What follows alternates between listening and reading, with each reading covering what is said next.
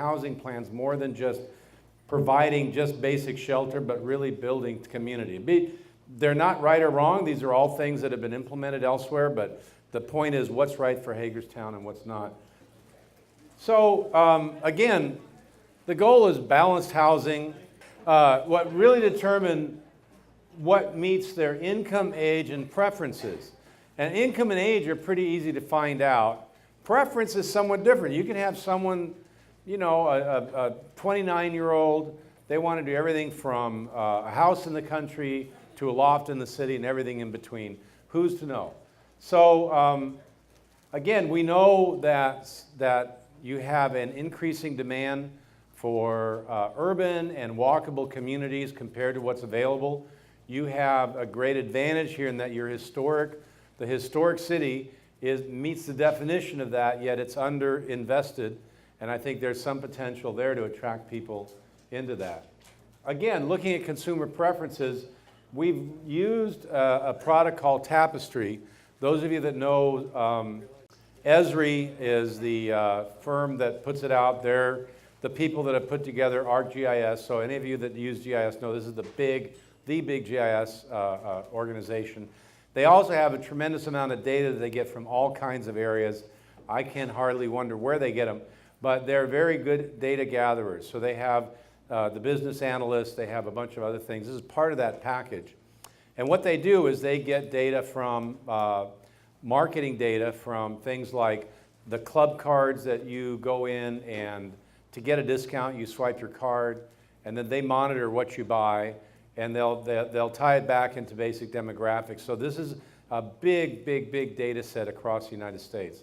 And it's looking at how people live and work and what they buy. So it's typically used for, as I said, wondering if you should open a Starbucks or a Dunkin' Donuts, if you should be selling Budweiser or craft beer, things like that. So it tells you. So I like it in terms of they do talk about housing in neighborhoods, and as planners it's not very commonly used, but it kind of gets that part that's the, what kind of place is this? So, you know, you'll get in demographics, which typically come from census and other data, income, age, gender, ethnic background, but this is a lifestyle mode. So metro renters, you know, like to live in cities. So Dallas is full of these. They didn't know that really, and they tend to live in the downtown and right by transit-oriented Americans. American dreamers, new immigrant families wanting to buy a house, wanting to fix that up. Hometown, this is a ethnically diverse group. So here are yours. We got Hagerstown, and we actually, this is more for the city limits than for Washington County. It's by census block group, so it's actually fairly precise. So this is the mix here, and you can see we've got names like Parks and Rec is the biggest one, Middleburg, Bright Young Professionals, always want to have those, Green Acres, old and new front porches, and so forth. So I've looked at that more than 50%. I think I've got the top 5 here, and I think you've got a pattern that is interesting for homeowners, for thinking about housing. Parks and Rec, the practical suburbanites have achieved their dream of home ownership. They've purchased homes that are within their means. Their homes are older. Townhouses and duplex are not uncommon. Many of these families are 2-income, approaching retirement age. They're comfortable. Do not plan on retiring anytime soon. And you know, income 55,000, median net worth 98. So comfortable middle class. You look at the age profile, very much matches the age profile of the state, of the nation. One of the things about this group, they tend to own more than rent. And when you look at the other stuff, these are people that go to Lowe's and Home Depot and have projects on fixing up their home. They have an older home, and they like to work around their house. They do, they vacation in the United States, but you know, you have almost 20% of Hagerstown are people that, by golly, I love to work on my home. That's kind of great. The next one, Middleburg. Neighborhoods transform from the easy pace of country living to semi-rural. This is probably around the edge. Residents are conservative, family-oriented, more country than rock and roll, but thrifty and willing to carry some debt. And again, high home ownership, basically buying a single-family home and really wanting a more traditional lifestyle.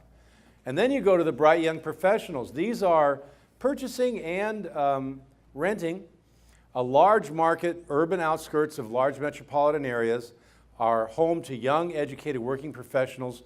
1 of 3 households is under age 35, more diverse, more renters and homeowners, more than 2/5 live in single-family homes, 1/3 live in 5-unit buildings. This is your future. Now, these are young people that have been attracted here. I would really get to know them, because a bunch of these is also going to make you attracted to economic development. Economic development follows labor force. Labor force is often going where lifestyle is. And again, these are people that, for renters, this is kind of what drove the Portland transformation. A lot of people like this coming in and living in there. Green acres, country living, self-reliance, avid do-it-yourselfers, maintaining, remodeling homes with all necessary power tools. So this is the guy who has a riding lawnmower. He's the guy you go to borrow the hammer drill that you need for that one job that he has listed over there. Again, very high home ownership, tend to be older. Again, hiking, hunting, fishing, motorcycle, hiking, camping. You know, these are people that are attracted here because not just of the city, but the environment in which you're in, this beautiful area, the Potomac, so close. And I'm sure it's somewhat like Oregon that people enjoy that outdoor lifestyle. Old and newcomers. This is the singles lifestyle on a budget. Focuses more on convenience and consumerism, economy over acquisition. So these are people who don't have a ton of money. Their neighborhood's in transition, populated by renters just beginning their careers.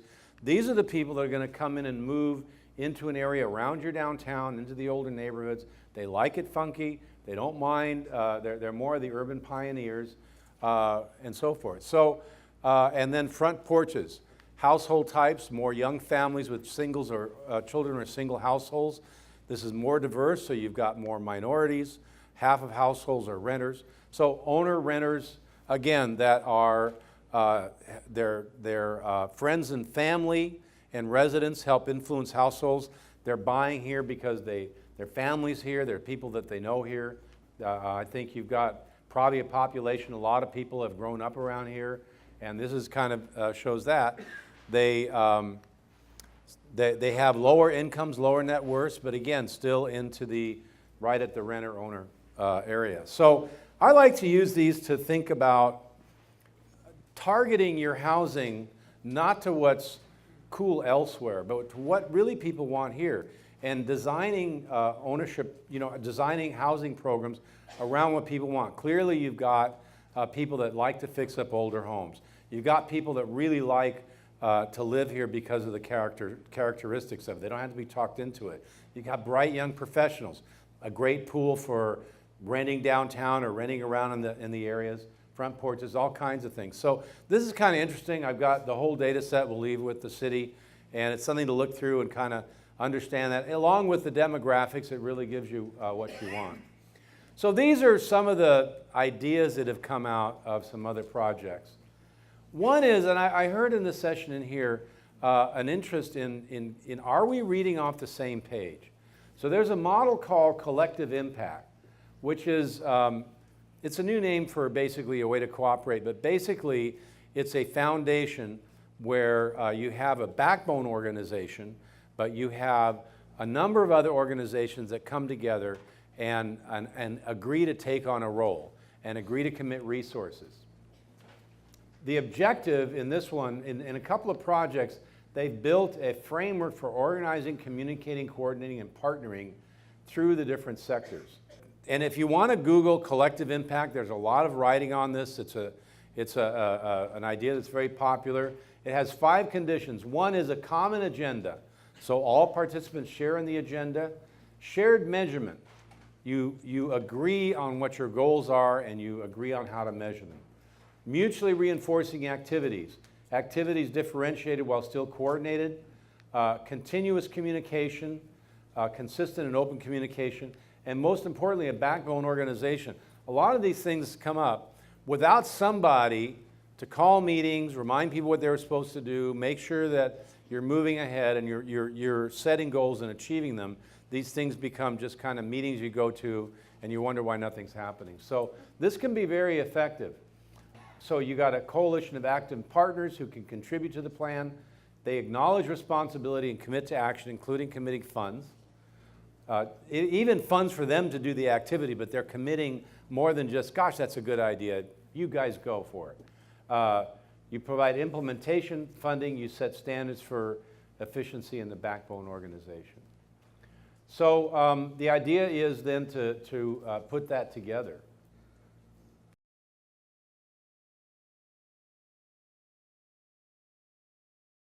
The second thing is transportation, childcare, and health care programs for low-income workers. Another idea is that you want to, you don't just want to subsidize low income, you want to help low-income people get improve themselves. And part of that is, what's the biggest impediment? A lot of single parents, a lot of people that have child care obligations and have a hard time getting to work. So a lot of times they don't have transportation to work. So working on the idea is to make sure that health clinics are co-located, you've got healthy school choices, you've got transit and other transportation available, you've got workforce training. Basically, you're looking at economic development for that population you're also trying to provide housing for. This is one that I took out because I thought it was too controversial. Then your mayor talked about it. I thought I would put it back in. A number of places have started with housing and ended up with the conclusion that you've got to be able to if you work, to make a living wage. And whatever that is, to do that. So that's something to think about. Even though it's not typically housing, it really affects housing affordability. Another one is returning properties to productive use, basically making sure that you have a unified blight removal program, you develop programs and partnerships to return it to productive use, you acquire and dispose of city-owned and land bank properties, and you address health issues in blighted areas. So as an example, Detroit residents have a blight reporting system. Everyone has a smartphone. They go around, they find something that doesn't look right, they can report it. They have then a coordinated blight program. The city has a program that's funded that gets on it. They try to either rehab the building, or if it's too far gone, acquire it, tear it down, and then recycle that. One of the ideas is to create a unified blight removal program, a target program to be blighted properties into code compliance. Many times, you need to target a neighborhood because it's more than you can do for the whole community. But you target a really key neighborhood and try to eliminate blight in that neighborhood. And then get the property back into the private sector. Don't let it sit. Find a way to get the private sector to invest in that. And have a land bank that you can use strategically. That's another idea. So these are just some ideas of a city of neighborhoods. Emerging school quality and school choice, city-owned and land bank properties. Another one is a home improvement incentive program. Provide a one-time incentives to qualifying residents who make improvements. So this is one where I think I've got, actually, the city of Richardson will give you, when you make an improvement, your taxes go up because your property is reassessed. They'll give you a 10-year rebate on those taxes up front. So if you put in $40,000, they'll rebate you the $4,000 they're going to get over 10 years because you're paying taxes on that $40,000. And then that will encourage people, since they get the money up front, they can then use that to finance this. So that's an idea, and over the long term, the city is losing that first 10 years, but you're probably getting a lot more reinvestment than you would have otherwise, and it has a way to go around the community. And target these areas. You do blight removal, you do homeowner improvements, and you do key neighborhood improvements, things like parks, finish off the sidewalks, improve places like that, make neighborhoods more desirable through targeted investments. Doesn't take a lot to make a big difference. So home ownership here. Encourage a wider range of well-designed and affordable housing types. Encourage infill development in existing home improvements. Increase the number of eligible mortgage loan applicants, and expand home ownership programs to reach a broader range. So one of these things is infill. And certainly you have a historic kind of housing that a lot of people now are trying to achieve. But I think you need to celebrate that and maybe allow new ones and new and different styles. Really think through not to have zoning that's too restrictive, because nowadays you don't have a 4-member family. You have sometimes a single person and sometimes a couple that want to invest in something. They don't want a big yard. They don't mind living in an attached unit. There's a lot of options there, and it's something to look at. Again, these are things happening in Nashville, a very traditional community near the downtown, both adaptive reuse and brand new buildings that are coming in. So making sure this is actually infill that happened between the time we did the comp plan in Dallas. There's new housing going in on lots that are less than 50 feet wide. So Dallas, a lot of older towns, their zoning required 60 feet. I think Baton Rouge requires 60 feet. They have 8,000 lots that are under 50 feet wide. And you go to New Orleans, you see a shotgun house. It's a traditional housing style. Sometime in the 60s, people decided that wasn't good. Now it's hip, and no one's gone back to change the zoning code to allow some of this infill stuff. So you want to attract infill, I would take a look at your zoning codes, make sure you're allowing stuff that would look fine if the design is right. A lot of times these small lot houses, you need to have more than just a setback. You'll end up with nothing but garages and driveways if you don't do it right. But done right, they can be very attractive. So a wide variety of housing types, mixed use, duplexes, courtyard homes. This is cottage homes around a courtyard. Lots of things that I think you could see. And again, this isn't your style, but you get the idea. These are actually not dissimilar to your historic buildings, and you could understand if there's blight, if there's removal. What you want to have go back there is not a single family home with a 3-car garage. You want to have something that fits the neighborhood that may fit your prototypes just great. This is an idea of taking some of those things and doing an affordable street of dreams. So say, for example, you took out, you ended up with a series of lots, and you wanted to demonstrate that you could build houses and sell them here for under $200,000. You sponsor with the home builders an affordable street of dreams.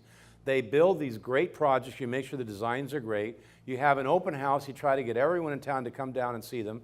And then you sell them off. And you have new homeowners. And you've also advertised the idea. You've exposed other developers to the idea. And then hopefully you have a lot of other places people can go and replicate this. This just happened in Irving, Texas, where they got the first new investment in the downtown in a long time with small homes on small lots around this creek in the backyard. And it's sold out right away. And now more are coming along. Mortgage assistance, again, low-income buyers sometimes have a hard time figuring that stuff out, and helping them with the mortgage assistance loans and working with the banks. A lot of times they have programs that will help lower-income people get in with 3% down, with making sure that they get low interest rates, making sure they can get in and find a qualifying home.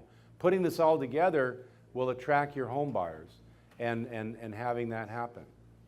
And quality rental communities. Now, I know you've got an issue about rental inspection and rental codes, but when you go and see a town that has gone for a long time without that at all, you have a few bad eggs that screw up the whole rental market. And this is to keep the people, actually to keep good renters from having someone undercutting them by not having that quality rental. So making sure you meet some kind of minimum standards, and make sure that when you have chronic offenders, you have zero tolerance. Again, this came out of Dallas. They had 5 landlords that owned about 10% of the rental single-family homes that they had horrible problems with. They could address that through this program. And it helps the good renters too. Rental registration and inspection, both multi-tenant, single-family, and condominium. And that can be a real big problem. If you have a condo, it's converted to all rental, and you have starting problems with the rental itself. There's no one to go after because you don't have a landlord. You have 100 landlords, so that's an issue. And improve the design standards. A lot of times, new multifamily can be very ugly and not accepted by the community. When you have a traditional community like this, it's fairly easy to get design standards. You can allow higher densities that make it more cost effective, makes it better for the developers, and people will accept it better if the design is quality and you're creating communities and not just rental pods.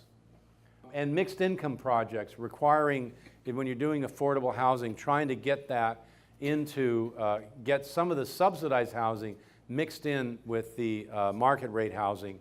Again, you can go a lot farther with your subsidized dollars, and then you're not living in a stigmatized, a low-income kind of barracks.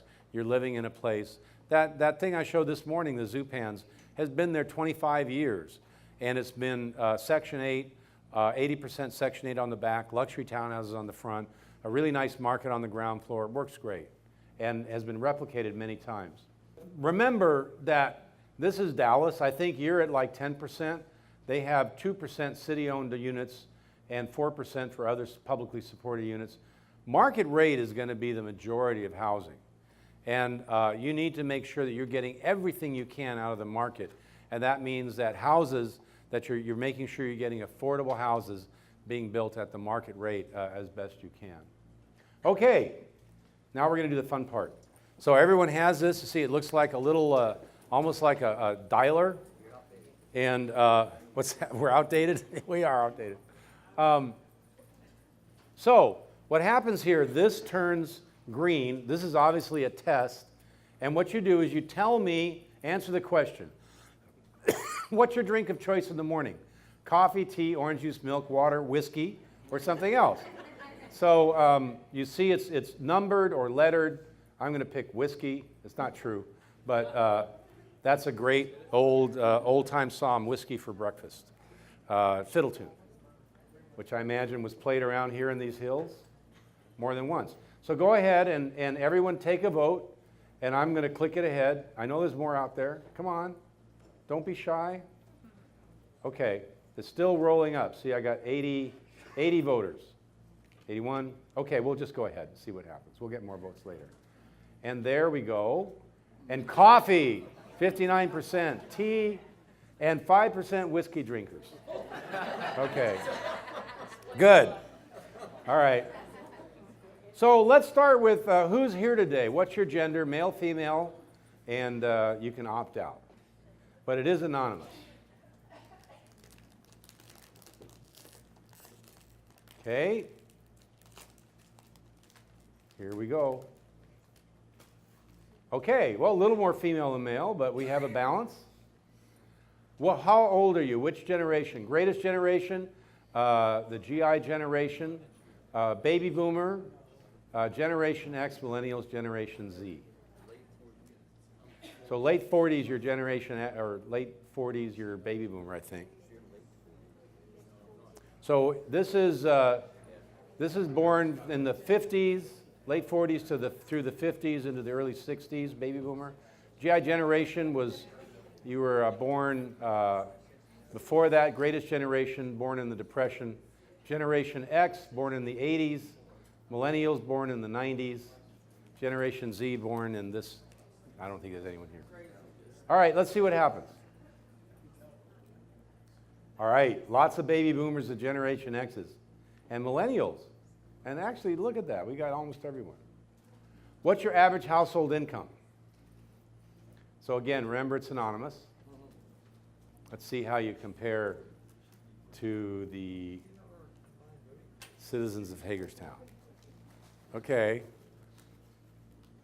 Here we go. A couple more. Okay. All right. Well, not completely affluent, but we're a nice middle-class group here. And race, ethnicity. Okay. Well, it's kind of like Hagerstown, a little more white. How long have you lived here? Okay. Ready? Wow. 38% don't live here, so I imagine you're from the area, but old-time residents, you know, a few of you are pretty new. But good, this is all going to be great. So remember the collective impact agenda. And I want you to answer this question. This is an example of the agenda that was done in Dallas. They had a citywide compact that all these people signed in on. Now you have the city of Dallas, you've got University of Texas at Dallas, the Real Estate Council, the realtors, DART, the transit, you have the schools, you have all kinds of people signed up to do this. About half of them actually are participating and helping in this. And you'll notice Parkland, which is the big hospitals, a couple other hospitals here. Heartland 2050 in Omaha, the same thing. They have a compact that all the cities signed and other agencies, other entities, including universities, the utilities, the realtors, the developers, to advance the regional compact. And they have actually an agenda with a task and who's going to do it, and they meet every 6 months to see how they're doing. Now, do you think this should be a priority for you?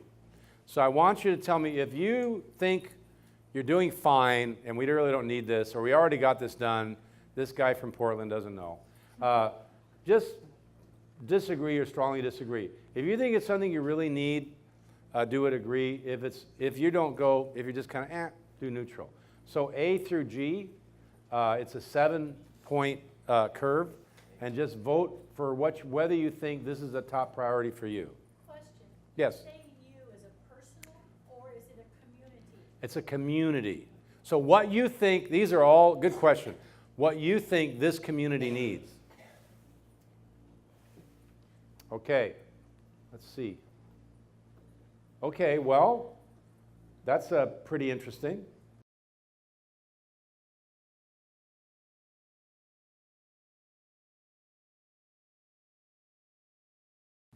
Alleviating poverty, again, training in ESL classes. How do you feel about improving training for work, getting people more work skills, and English as a second language if you have immigrants that have not yet achieved proficiency in English? Okay? Oh, wow. Okay.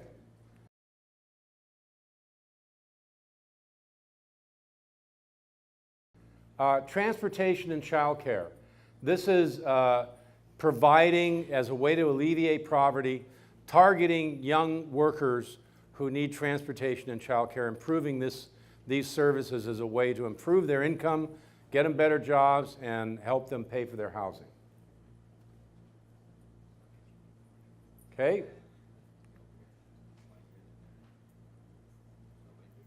Wow, okay. Increase earning for low-wage workers. Again, your mayor inspired me to do this. I wasn't going to do it, but do you think you should increase the minimum wage as a way to help with housing or just generally poverty reduction? And again, there's a lot of flavors this could take. Yeah, it is a very complicated question. Okay, you've got a curve there. There's definitely people that are on both sides of the question. Concentrations of blight. Data-driven approach to track blighted properties, a target program addressing physical improvements, vacant properties available through competition for development, blight removal and neighborhood improvement. Should this be a top priority? Okay, here we go. Okay. That seems to ring a bell. A comprehensive database of blighted properties that allows for neighborhood policing and make sure it gets back on the market. Do you need a database of blighted properties, public database of blighted properties that people can report into and also look to purchase some properties that are being recycled onto the market? Okay.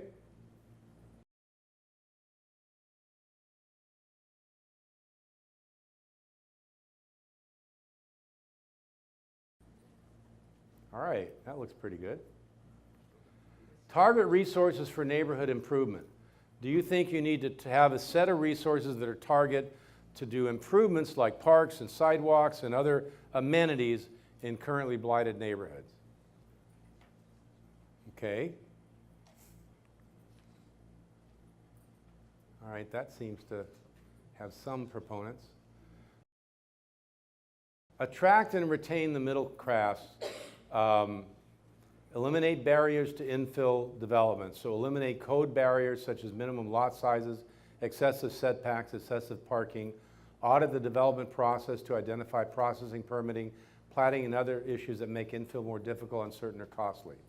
And this is an important thing because basically, obviously, this is pretty suburban, but this is kind of what a lot of our work is to get communities so that they can go through this process and really get development in those areas. You notice Portland in the maps, about more than half the homes, new housing units come from infill, recycling property. And you look at a place like this, you've got beautiful infrastructure. It'd be something to look at that. So barriers to infill. Do you think you need to look at identifying and eliminating barriers to infill?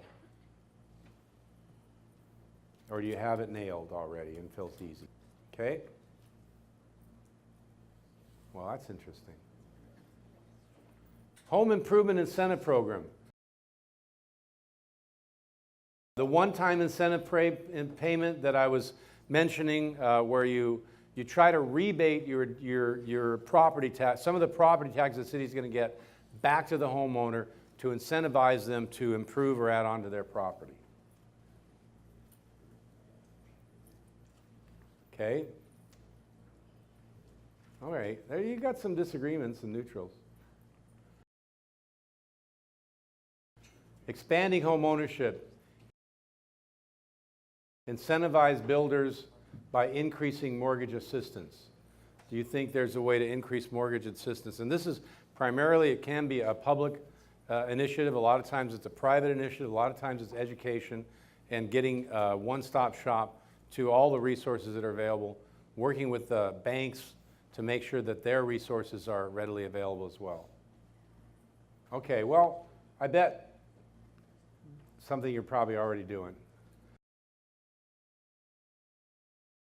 Wider range of housing types.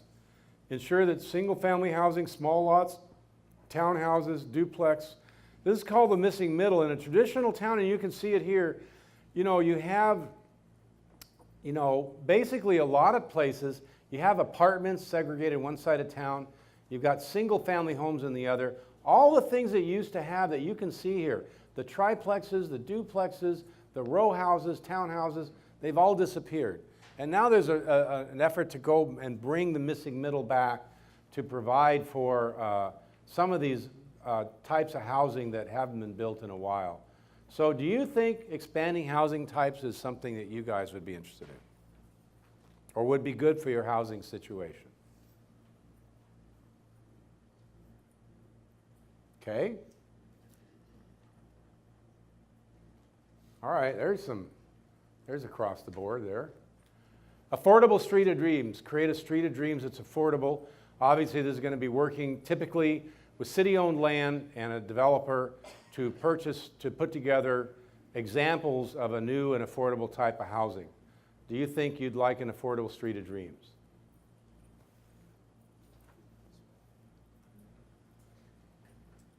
So these are ideas you can bring up later if you like them. Okay? All right, well, that's not a hit, but there's some people.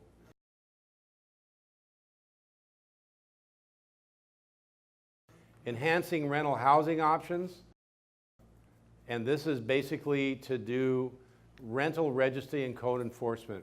What do you think about that as a top priority? I know you're already doing it, but it gives you a chance to think about the rental code enforcement. Should you do more? Should you do less? Is it fine the way it is? All right, that's interesting.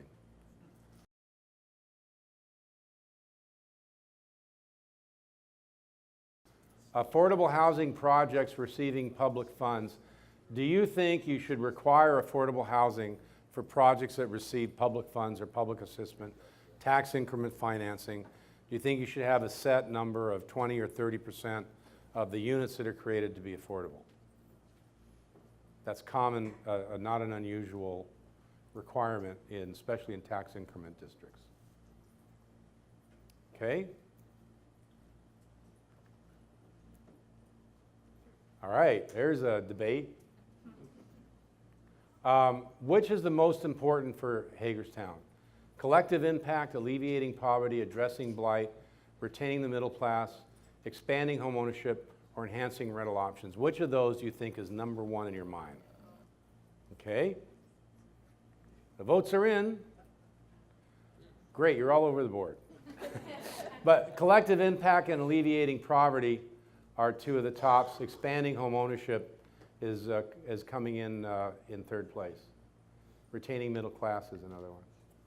What's the second most? Okay, that was your most important. What was the one that you were almost going to vote for but didn't? What's your second most important? Okay, the votes are in. All right, alleviating poverty, addressing blight, these kind of are those three.